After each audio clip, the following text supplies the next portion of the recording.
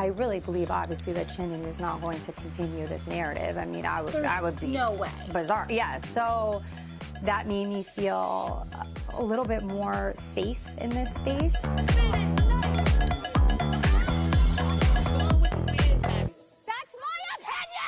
Hi, Gina. Hi, Lauren. I haven't seen you in a hot minute. I know. It's like, I think since BravoCon. Is that weird? I was just trying to figure that out. I was like, when is the last time? I follow you on social media, so I feel like I see you. Yes. But I love to see you in person. I love to see you in person. And we were just saying BravoCon is a month out. Yes. I'm excited. I'm so excited. Who are you like most excited to see? Oh, you know what? I love the fans. Yeah. Honestly, I'm most excited to see the fans. I have, even more recently, you know, when I bump into people or people see me out, the people who are going to BravoCon are so excited. They're like, okay, I'm going to see you at BravoCon. And on my social media, you know, everybody's like, I'm going to see you at BravoCon. And honestly, that's why I love it. It's always cool to see, you know, the other people in our, like, Bravo celebrity sort of sphere. And I love seeing all the women, really. But this is about the fans, and I love that. So I love that. Wait, so I was talking to Emily, which I know is your girlfriend, like your close pal, and she was telling me that she doesn't watch any Bravo shows. I know, she's so annoying. Like, Emily, you have so much to do before BravoCon, because I asked her. She doesn't even watch our show. I know. Shane has to give her like the the blurbs of it. I know. It's so annoying, honestly. I know. It really, and I give her crap for it all the time. I'm like, Emily, you have to watch. I think last season, not this one that we just filmed, but the previous season, when we were leaning into the reunion, you know, they give us the episodes so that we know what's going on.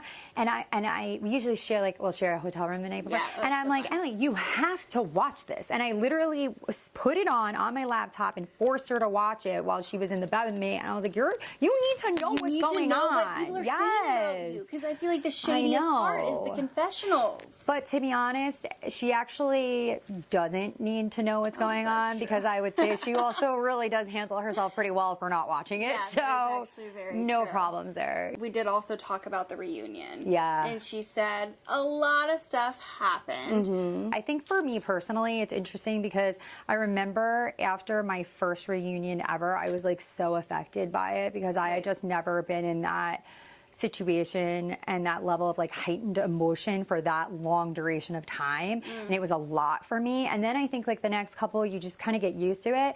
And then now this is my fifth. And I have to say, this one was not as emotionally charged as the first, but definitely since the first, the most emotionally charged for me.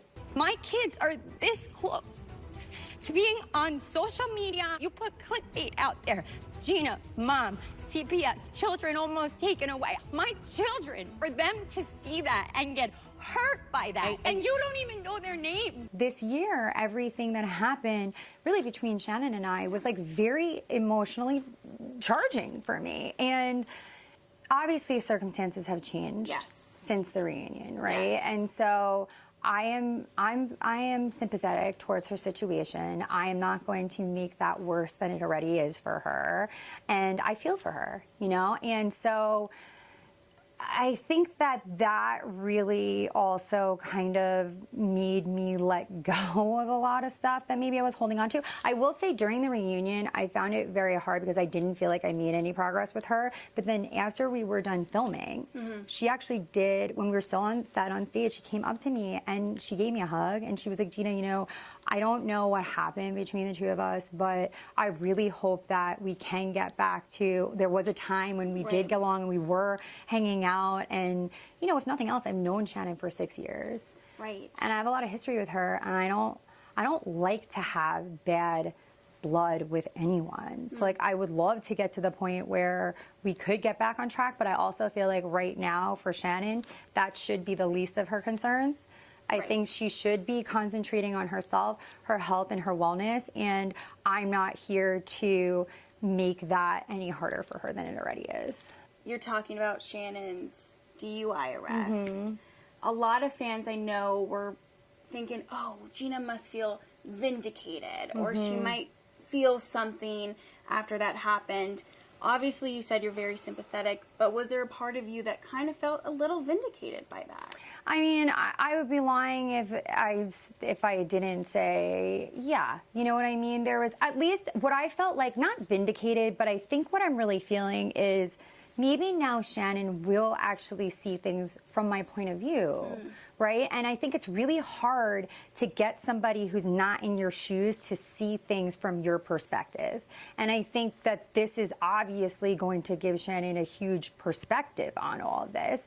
But this really isn't the way that I wanted Shannon to get perspective at all. And honestly, like, you know, we all see what's out there. I've seen it. And my real reaction when I saw it, the footage of it, was I was scared for her, and I was like, thank God she didn't really get seriously injured. Right. I mean, that was scary, you know? And I know that also, like, I am sympathetic to where I know that, or I believe that Shannon is in her life right now, and I know what it's like to go through just like a really hard time, you know? And she's going through a lot of transitions at once. Like, her girls are up and out of the house. I don't know what that feels like. You know, she is divorced. She went through like a rough breakup, and I don't know with her and John if they're on or they're off, and I don't think she really knows either. But to me, that's hard, right, to not know where you stand and where you're going and which direction you're going to go in next. She's had a lot of things thrown at her, and there's one thing where it's like, oh, we are fighting, we don't see eye to eye, we obviously like don't stand on, you know,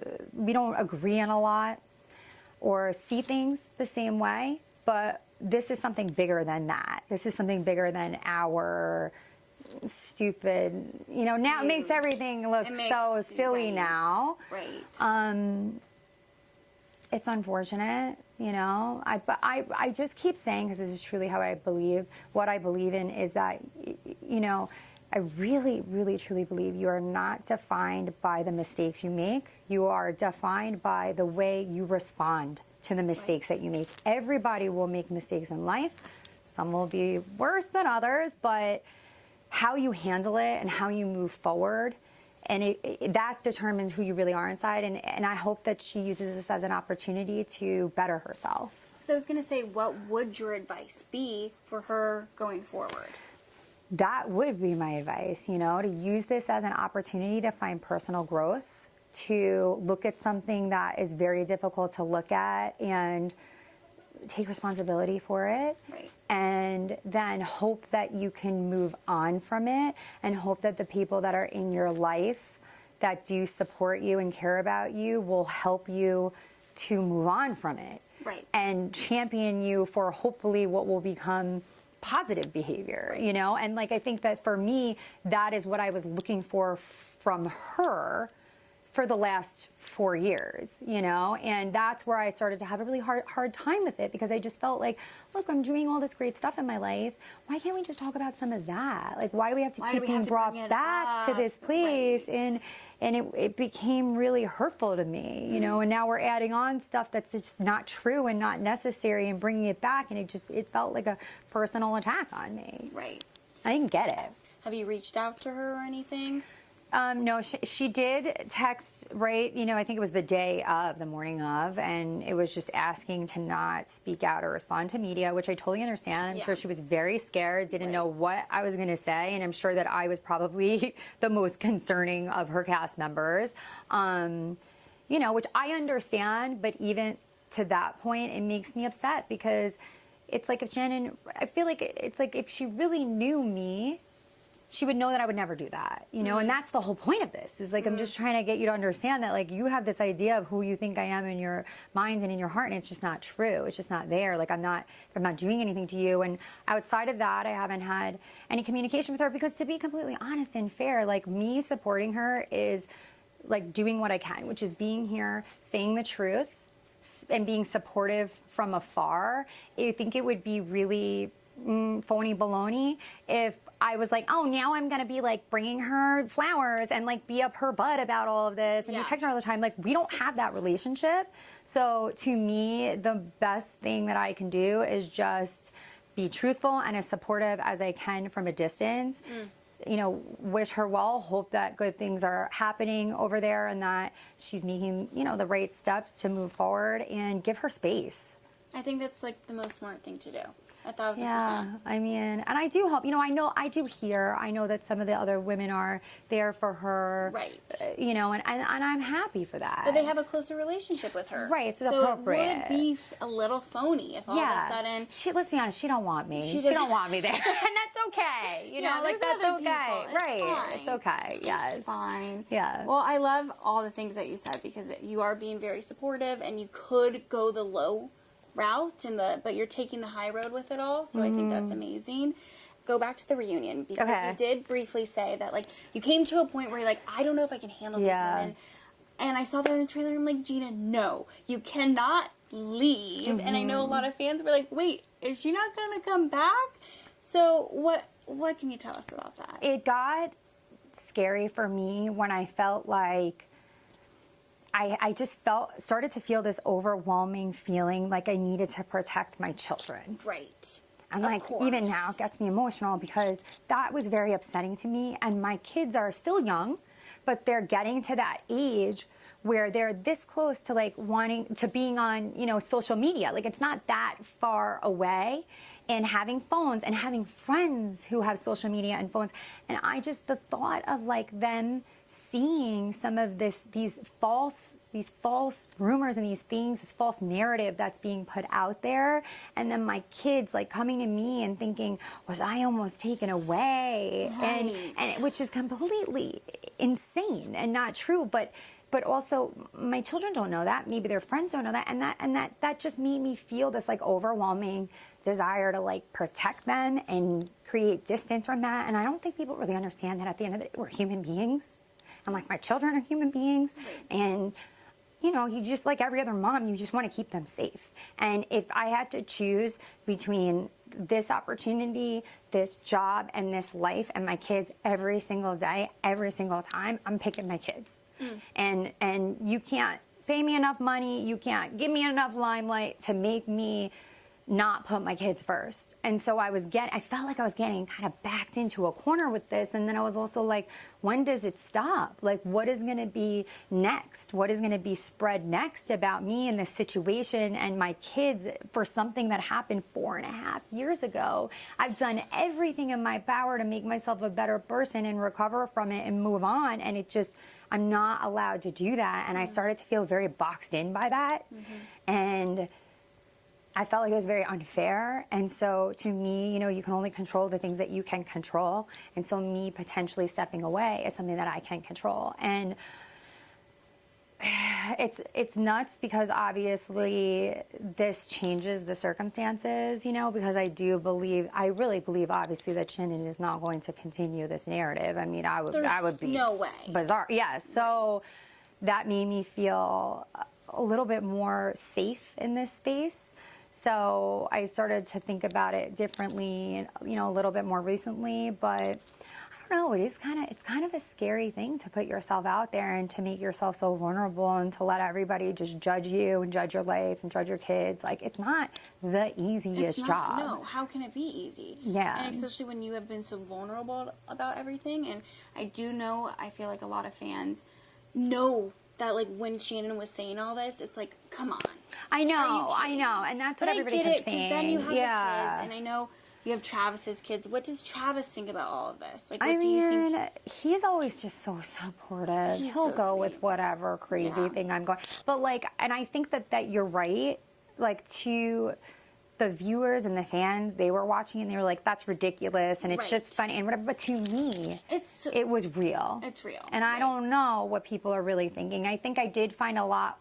Once it all came out too, I felt better about it because then I could see, oh no, everybody knows this is ridiculous. Right. But when you're in it, you're like, what? How can you not think that? So I have to say, since the season aired, I do feel a little bit better about it, but it's still a scary, it's a scary thing for me, and I don't know, but I am always very thankful and appreciative, and I know that people support me, and I think that is what makes me feel it calms me.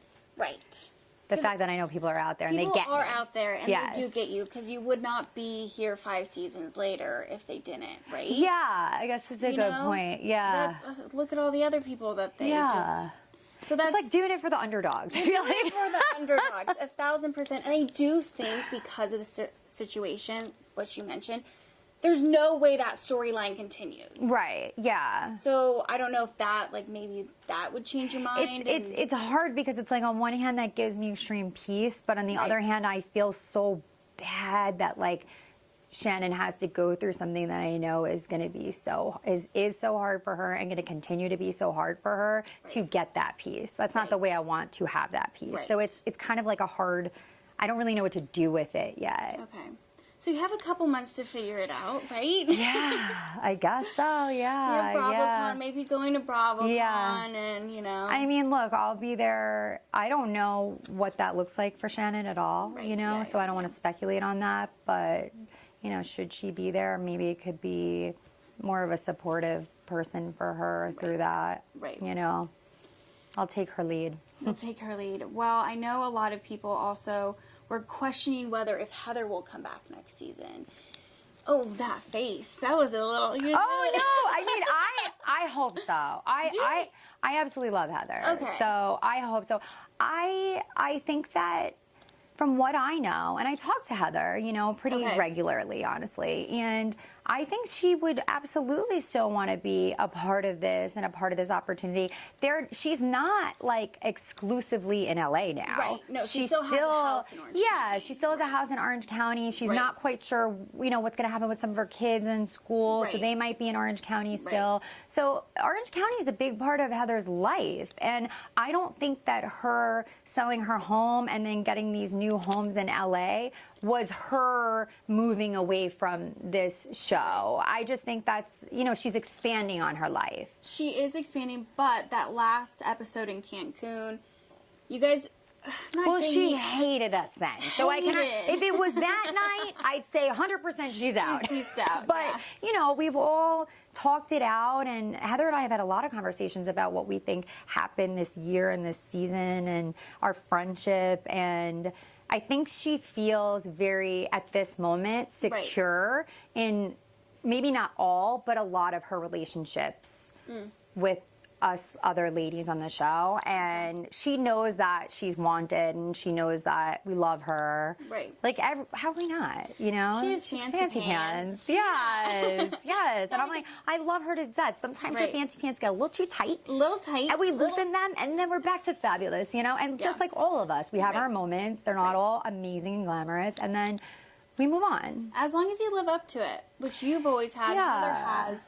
Now, I do want to talk about Tamara. She came back, and man, did she stir the pot. She really did. And she'll be the first to say it, that she was just stirring the pot the entire season. Yeah. You know, there was a lot of pressure on Tamara. Right. She had to come back with a bang. Yes. And I think that, you know, mentally she probably was feeling a lot of that. And I think, like, I don't think she was, like, putting it on because of that, but I think that got in her head and added an element of pressure. And then I know that she was having, you know, leaning into the cocktails because she was a little nervous too at the beginning. And I think it just kind of came out of her. Right. But now that, like, she's gone through the season, I feel like she's gotten really back into, like, her comfortable mode and I don't feel like she was as affected by that at the reunion. So she seemed more focused. I mean, I'm not going to say she didn't have her moments, but that's just Tamra, you know? Tamra. I would imagine her and Jen had some moments. For sure, 100%. Which I want to know I know I personally did warm up to her as the season went.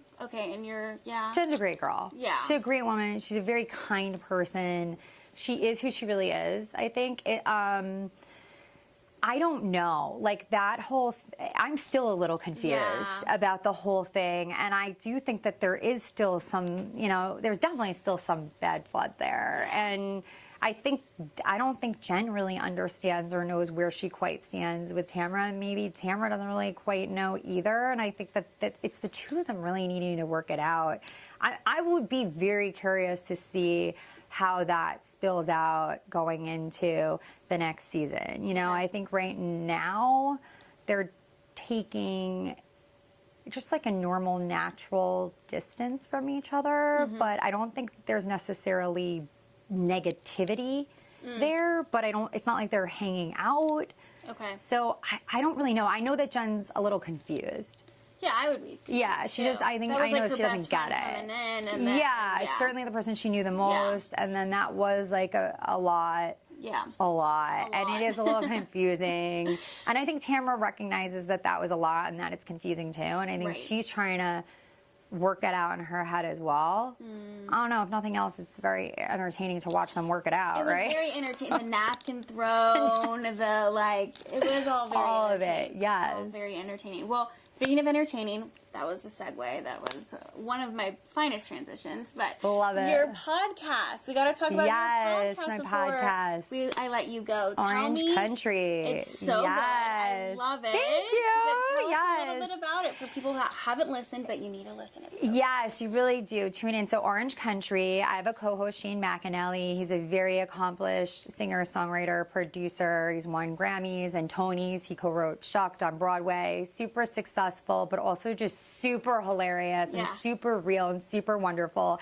And we talk about everything. You know, we talk about parenting. We talk about sobriety. We talk about pop culture. We talk about, you know, we talked about a new form of terramation today, which is like a new way that we're gonna go into the afterlife. I mean, we're really talking about everything. We have some amazing guests. We've had Walker Hayes on, Jesse Tyler Ferguson. Amazing. We've had so we blended in with guests and just conversations and hot topics, and it's a wild ride, and it's been a lot of fun, and I'm really enjoying it. And you can listen wherever you can get your podcasts.